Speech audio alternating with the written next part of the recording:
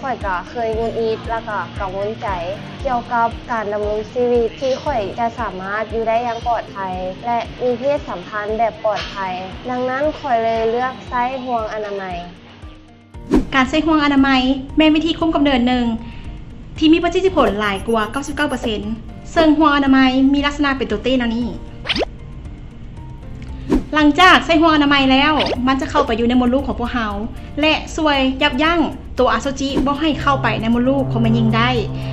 พร้อมนั้นยังช่วยในการป้องกันการผิดพลาดต้องแมนท่านหมอที่ได้รับการฝึกห่มแล้วเท่านั้นจึงสามารถใส่ห่วงอนามัยให้แก่แม่หญิงได้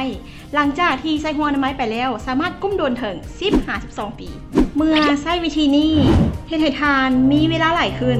และหายกังวลเป็นเวลาโดนถึง10-12 ปี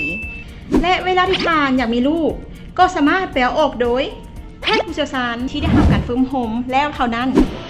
ข่อยมีลูกแล้ว1 คน ในตอนนี้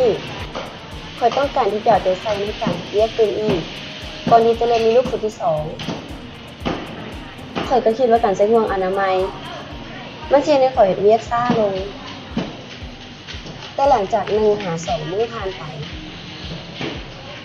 ข่อยก็สามารถเฮ็ดเวียกได้คือปกติข่อยเข้าไปหาทานหมอเพียงแต่ครั้งเดียว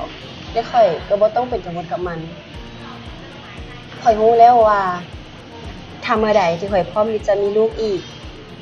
ข่อยสามารถเข้าไปหาทานหมอเพื่อที่จะอุ้มออกได้ค่อยเจ็บเล็กน้อยในอาทิตย์อื่นในขณะที่มันกำลังปรับตัวแต่ว่าค่อยนั้นสบายเฮ็ดได้ง่าย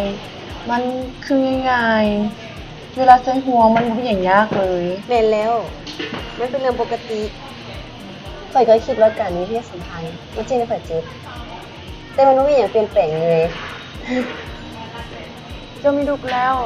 เจ้าใส่ห่วงอนามัยแล้วบ่ แม่นแล้วข่อยมีลูกแล้วและในอนาคตข่อยอาจสิมีอีกแต่ตอนนี้ข่อยก็มีความสุขหลายกับการใช้ห่วงอนามัยมีหลากหลายวิธีของการคุมกำเนิดที่ทานเลือกใช้เพียงแต่ทานเลือกว่าวิธีใดเหมาะสมกับทานและห่างไกลของทานที่สุดสำหรับข้อมูลเพิ่มเติมของวิธีการคุมกำเนิดอาการข้างเคียงและสถานที่ให้คำปรึกษาทานสามารถกดตามลิงก์นี้ได้เลย